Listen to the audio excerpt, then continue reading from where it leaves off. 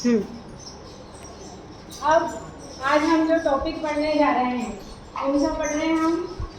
पाचन तंत्र।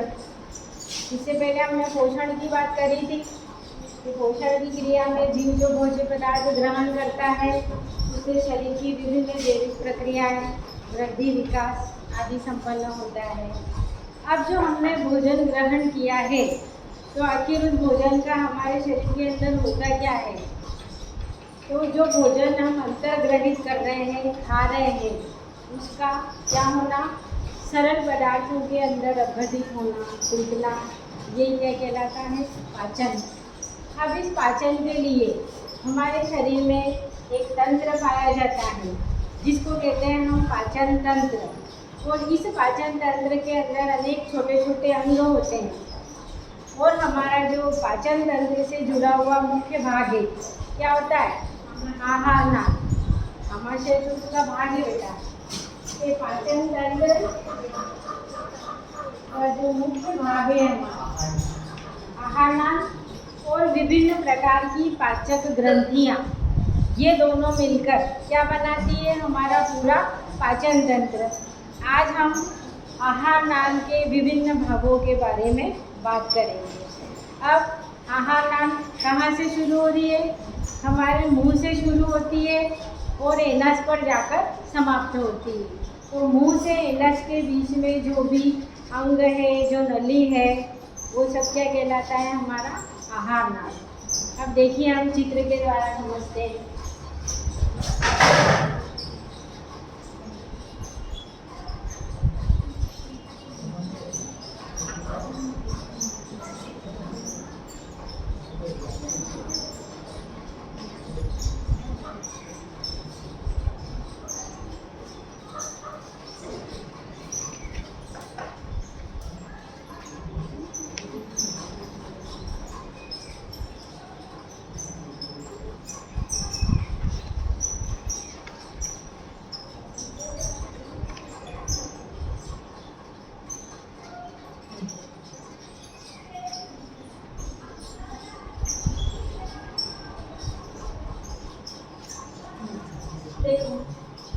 क्या है? मुख नहीं बोलेंगे बेटा, माउथ या मुख। मुख में ऊपरी होठ, निचले होठ और बीच में पाई जाती है जीवा। ठीक, ऊपरी जबड़ा, निचला जबड़ा, दोनों जबड़ों के ऊपर क्या पाए जाते हैं? पंक्तिबद्ध दांत पाए जाते हैं। ये लिखा हमने दांत। ये वाला क्या कहलाया? क्या कहलाया? मुख गुहा। और मुख गुहा के अंदर ही क्या पाई जाती है? तीन तरह की लाल ग्रंथियां पाई जाती है जिससे लार का सिक्रीशन होता है और इसी के कारण भोजन का पाचन मुंह से ही शुरू हो जाता है। ये हम बाद में बात करेंगे। फिलहाल मुख गुहा, ऊपरी जबड़े और निचले जबड़े में पंक्तिबद्ध दांत पाए जाते हैं। दांतों की संख्या कितनी होती है? 32 होती है और ये 32 दांत स्थायी दांत होते हैं। जबकि आप लोगों के बचपन में दांत टूटे होंगे, उसके बाद फिर नए दांत आ गए। तो जो बचपन के दांत होते हैं उनकी संख्या कितनी होती है? 20 होती है। और इन दांतों को कहा जाता है दूध के दांत कहते हैं। और इनके सारे तो नहीं टूटते, बाकी इनमें से कुछ टूटते हैं। उसके बाद जो दांत आते हैं वो होते हैं स्थायी दांत और इनकी संख्या होती है 32। और 4 तरह के दांत होते हैं हमारे। नाम मालूम है किसी को? 4 तरीके के दांत पाए जाते हैं हमारी मुख गुहा में। नहीं पता?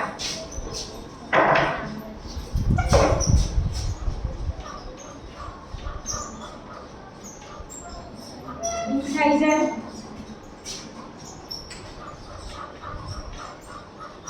एनाइन, फिर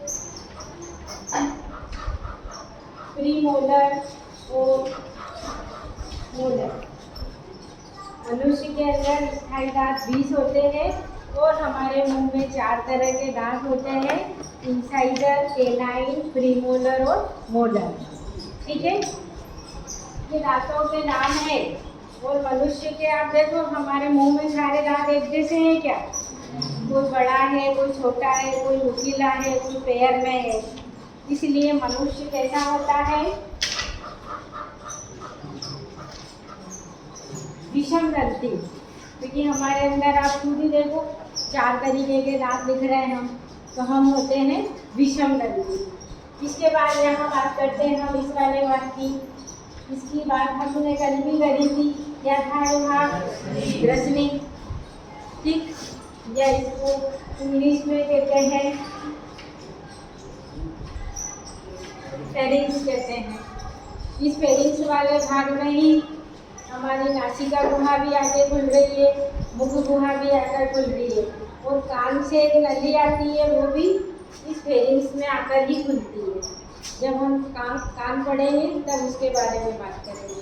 फिलहाल ये क्लियर है। अब इसके बाद ये फेरिंग्स पीछे की तरफ एक लंबी नलिका में आती है, और यही देखो श्वसन मार्ग भी आ रहा है।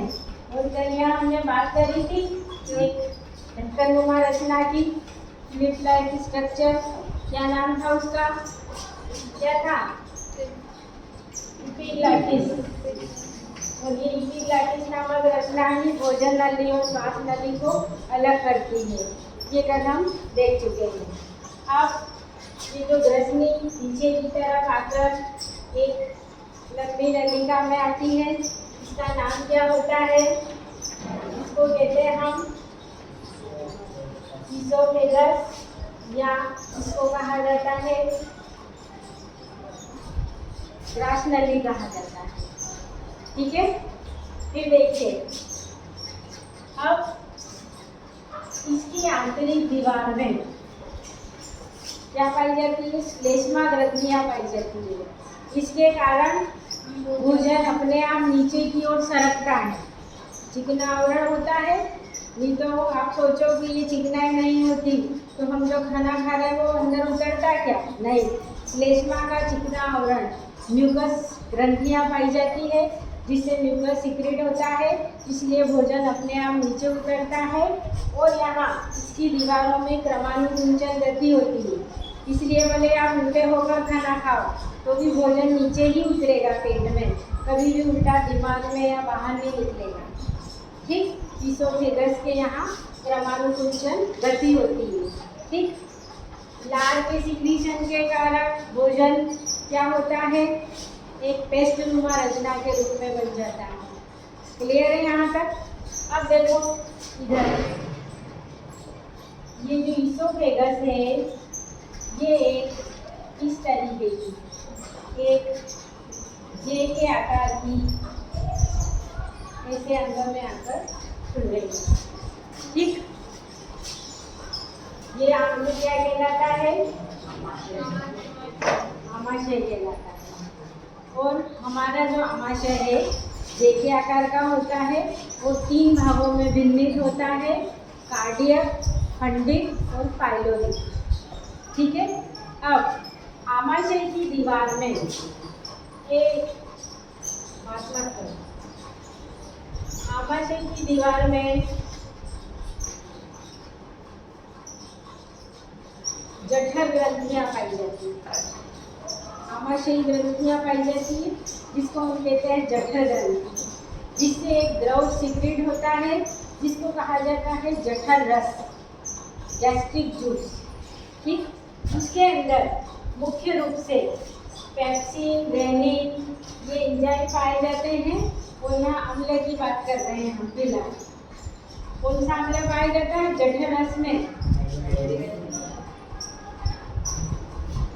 पेप्सिन, रेनिन, म्यूसिन, इन एंजाइमों के अलावा HCl अम्ल पाया जाता है। अब हमारा भोजन यहाँ पर आया और जैसे ही भोजन आमाशय में पहुँचता है तुरंत जठर रस सिक्रेट हो जाता है और भोजन का पाचन शुरू होता है। क्योंकि HCl अम्ल है तो आपको याद होना चाहिए कि भोजन का जो पाचन आमाशय में हो रहा है वो अम्लीय माध्यम में हो रहा है। क्लियर है? अब आगे आते हैं हम। अब यहीं पर देखो इस जगह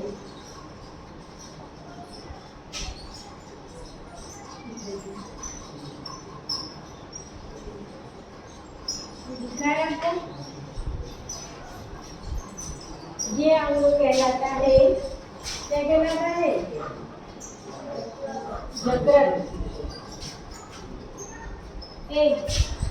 चाटा पड़ेगा अभी, बाहर जा।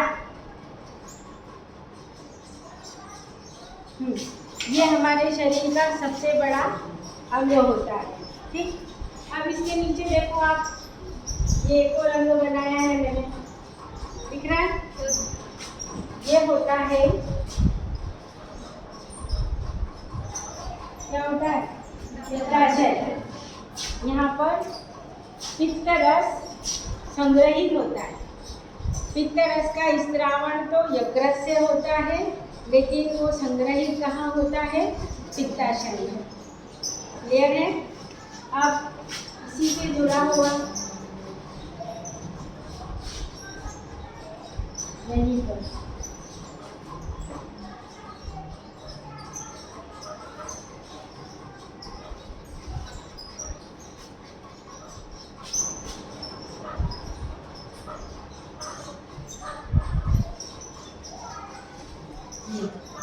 अब ये ऑर्गन दिखा है आपको, एक पत्ती नुमा रचना बनाएंगे।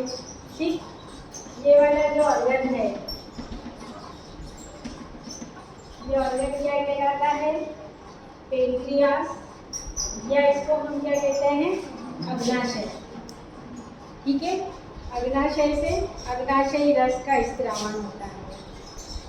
ठीक, अब यहाँ आते हैं हम अगले भाग में। अब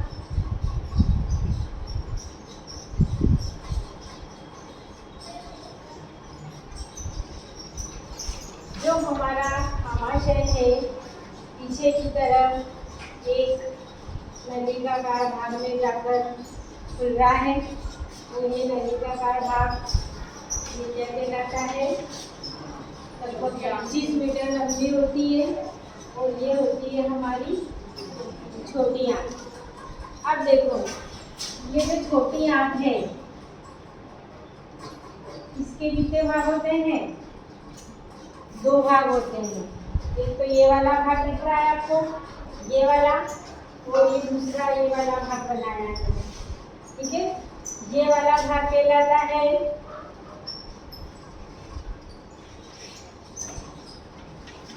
डिओडिनम। क्या कहलाता है? डिओडिनम, आगे वाला भाग। और पीछे वाला भाग क्या कहलाता है? इलियम।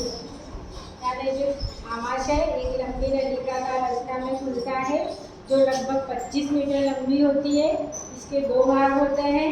पहला भाग होता है डिओडिनम, और दूसरा भाग होता है इलियम।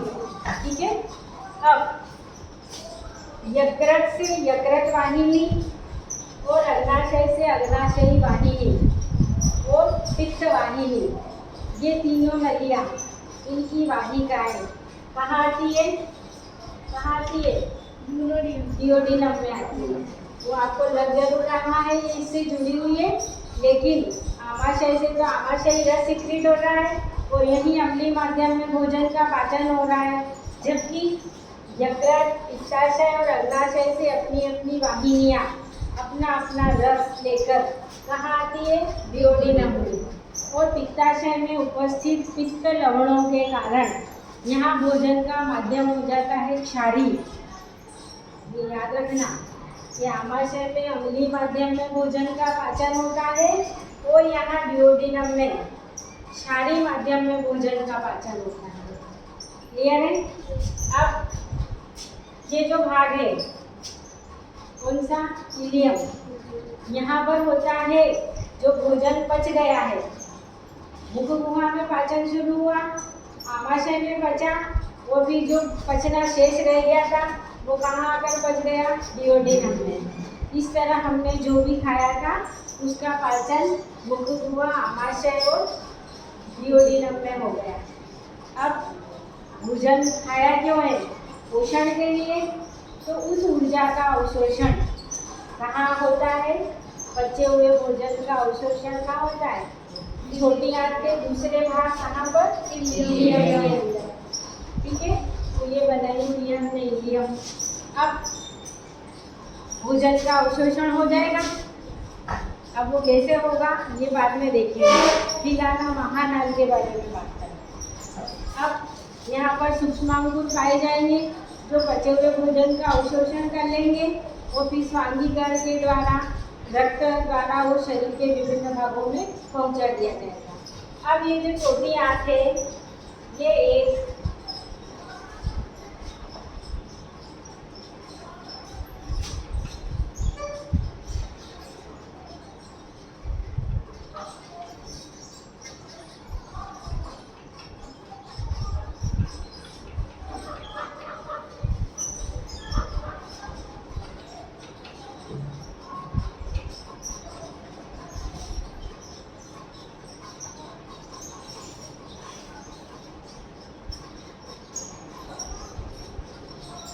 दिख रही है, छोटी आंत यहाँ आकर खुली है, कहा जा रही है ये बड़ी आंत, ये वाला भाग क्या कहलाता है, छोटी आंत जहाँ जाकर खुलती है वो भाग कहलाता है बड़ी आंत। अब बड़ी आंत में यहाँ पर यहीं से एक इस तरीके यहाँ पर दो अवशेषीय अंग पाए जाते हैं। ये होता है एक सीकम या जिसको कहते हैं अंधनाद। ये हमारे अंदर अवशेषी है। जब मनुष्य कच्चा मांस खाता था तो उसको बचाने के लिए जो प्रोटिस्ट जीव आवश्यक होते थे वो यहाँ पर उत्पन्न होते थे। लेकिन अब हम भोजन पकाकर खाने लग गए, इसकी हमारे अंदर कोई आवश्यकता नहीं है। दूसरा ये वाला जो ऑर्गन दिख रहा है आपको, ये वाला कहलाता है क्रमिरूप कशेरुका या इसको हम कहते हैं वर्मीफॉर्म अपेंडिक्स। क्या कहते हैं? वर्म मतलब कीड़ा, कीड़े के समान एक छोटा सा अंग हमारे सबके अंदर है अभी, लेकिन ये अब कैसा है? अवशेषी अंग है। क्योंकि जब मनुष्य कच्चा शाक खाता था, आदि मानव था तो कच्चा ही खाया जाता था, तो उस कच्चे शाक में होता है सेल्यूलोज। पादप कोशिका भी सेल्यूलोज की बनी होती है। तो उस सेल्यूलोज को पचाने के लिए जो भी एंजाइम आवश्यक होते थे वो कहाँ पाए जाते थे? इस वर्मीफॉर्म अपेंडिक्स में पाए जाते थे। लेकिन चूँकि हमने कच्चा मांस खाना बंद कर दिया, कच्चा शाक खाना बंद कर दिया, तो ये दोनों ऑर्गन हमारे अंदर क्या हो गए? वेस्टिजियल हो गए, अवशेषी हो गए। लेकिन कभी कभी कुछ पाचक रस या भोजन के कण इसके अंदर चले जाते हैं तो इसका आकार क्या होता है? फूल जाता है, ये आकार में बड़ा हो जाता है। अब वर्म लाइक स्ट्रक्चर, अब किल्लड़सन में देख लूँगी इल्लियाँ इतनी सी होती है, तो ये अंग भी इतना सा ही है, छोटा सा, लेकिन भोजन का रस या कण जाने के कारण ये थोड़ा सा बड़ा हो जाता है। तो अब इसकी हमारी बॉडी में जगह ही नहीं है और ये आकार में बढ़ गया तो हमें फिर क्या होता है? अपेंडिक्स का दर्द होता है। फिर इसको ऑपरेशन करके निकाल दिया जाता है। तो अपेंडिक्स का दर्द होना अपेंडिसाइटिस कहलाता है। और चूँकि ये अवशेषी अंग है तो उसको ऑपरेशन करके निकाल देते हैं। ठीक है। इसके बाद जो भोजन का अवशोषण हो गया, अवशोषण के बाद जो बचा शेष अपच भोजन ठोस अवशिष्ट के रूप में कहाँ आता है? बड़ी आंत में आता है। और बड़ी आंत से होते हुए ये कहाँ आकर इकट्ठा हो जाता है? एक बड़े भाग में आकर इकट्ठा हो जाता है। और इस बड़े भाग को कहा जाता है रेक्टम, या इसको हिंदी में कहते हैं मलाशय। और यहाँ पर ठोस अवशिष्ट पदार्थ का अस्थायी संग्रह किया जाता है और जिसे एनस या मलद्वार द्वारा बॉडी से बाहर कर दिया जाता है। इस तरीके से ये है हमारी कैसी संरचना, आहार नाल की संरचना। समझ में आया सबको? एक बार संक्षिप्त में देख लो। ये मनुष्य की आहार नाल मुख से शुरू होती है और कहाँ समाप्त होती है? एनस पे समाप्त होती है। और इसके बीच में देखो ये कितनी तरह के अंग आए। मुख में मुख गुहा, ऊपरी जबड़े और निचले जबड़े में पंक्तिबद्ध दांत होते हैं। मुख गुहा में 3 जोड़ी लाल ग्रंथियाँ पाई जाती है जिससे लाल का सिक्रीशन होता है। और लार में टाइलिन नामक एंजाइम पाया जाता है जो हमारे भोजन के स्टार्च वाले भाग का पाचन हमारे मुंह से ही शुरू हो जाता है टाइलिन एंजाइम के कारण।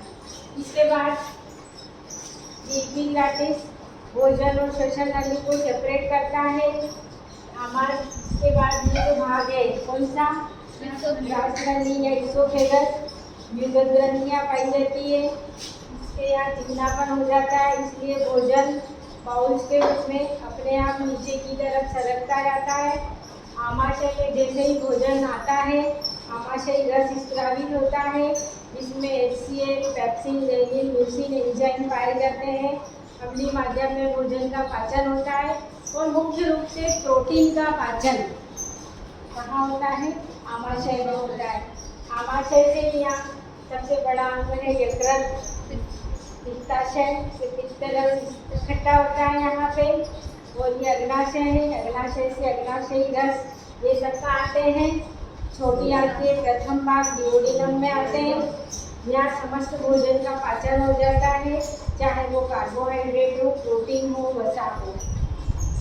छोटी आंत के निचले भाग सेकेंड भाग में क्या होता है, भोजन का अवशोषण होता है और शेष बचा हुआ भोजन शेष अपच भोजन बड़ी आंत के द्वारा कहाँ आ जाता है, मलाशय में इकट्ठा होता है या अस्थायी संग्रह होता है, जिसे समय समय पे बॉडी से बाहर कर दिया जाता है। समझ में आया बेटा?